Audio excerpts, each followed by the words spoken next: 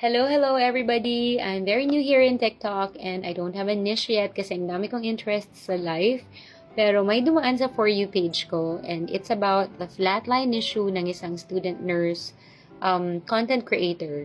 So, I might as well do a reaction video for my first upload kasi I'm a nurse by profession. Ayan. So, baka meron naman tayong maiambag kahit konti about sa issue. So, yun. Di ba? May konting-konti ko lang naman ang inyong lingkod. So, anyway, marami akong nakitang mga reaction videos na, pero I will focus on, yung nasa puso ko naman, So, first, pagdating sa school and sa clinical faculty, yan.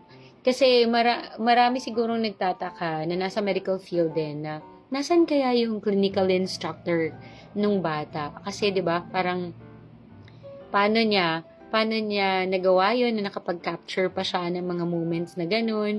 Anong ginagawa ng clinical instructor, I mean. So, mga palangga, huwag tayong judgmental, okay? We have no idea what happened on that day, on that shift.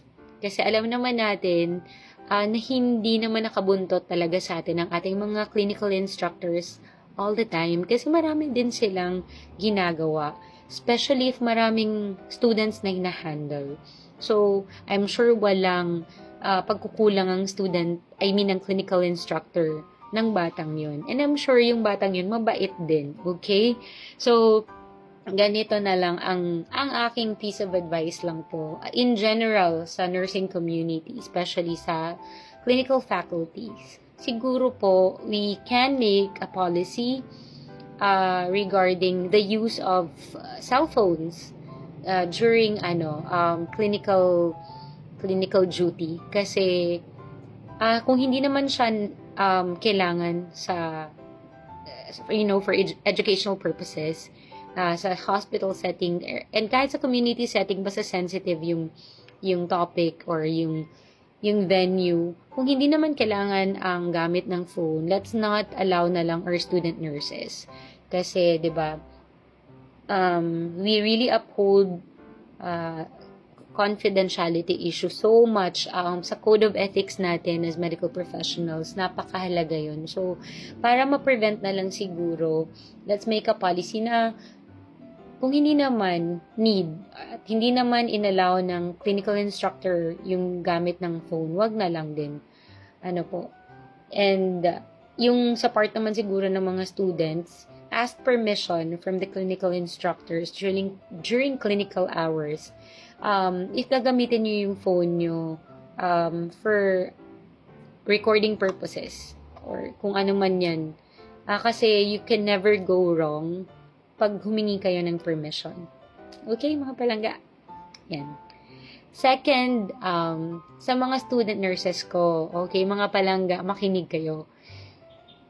Focus on your studies, okay? Pag nasa hospital or during study time, focus tayo sa pag-aaral lang. Okay? Yung content creation, after na yon ng work na, ng pag-aaral. Okay? You have so much time to do that. Kasi, you'll never know what will happen. Ganyan, may nangyaring ganyan, diba? So, di natin alam yung consequence dun sa batang yun ng school. O, diba? So, sa mga ibang student nurses na dyan, focus lang po tayo sa ating studies. Napakamahal ng nursing education sa Philippines. So, please, bigyan natin ng, ng value yung education natin. Okay? So, ask permission, and kung po pwedeng wag na. Third is, yung judgment dun sa bata, siguro, I'm sure, kailangan niya lang talaga ng more guidance right now, after nangyari yun, and support and the right motivation, and right, encouragement. Right guidance. Kasi baka yung bata masyado nang bumaba yung moral niya because of the bashing and lahat ng mga negative comments na natatanggap niya. So, she might not finish her degree, she might not attend school. Hindi yan natin dapat ikinasasaya mga palangga. Okay? sa mga netizens natin, hindi tayo pwedeng maging masaya sa mga ganyang pwedeng mangyari, okay? So, let's stop bashing mga palangga. Let's stop bashing, please.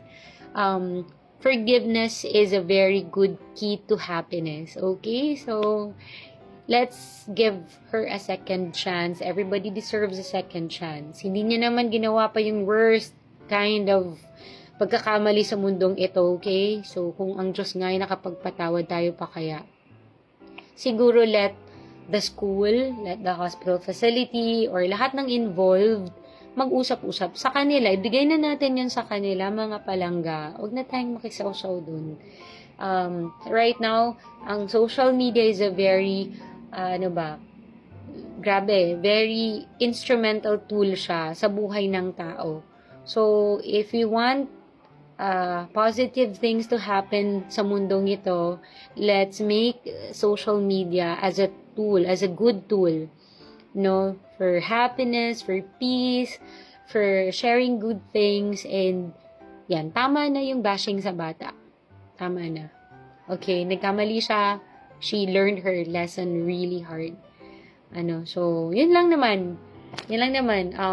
Thank you all so much. So, this is my first video for TikTok. I don't know what will be my next video, pero yun na yun.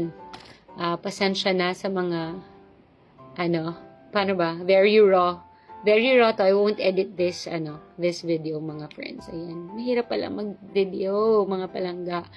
Ayun na po. So, sa entire nursing community, padayon lang tayo, mga palangga. Malalagpasan din natin to. Okay? And yan. Let's move forward, everyone. Thank you and God bless.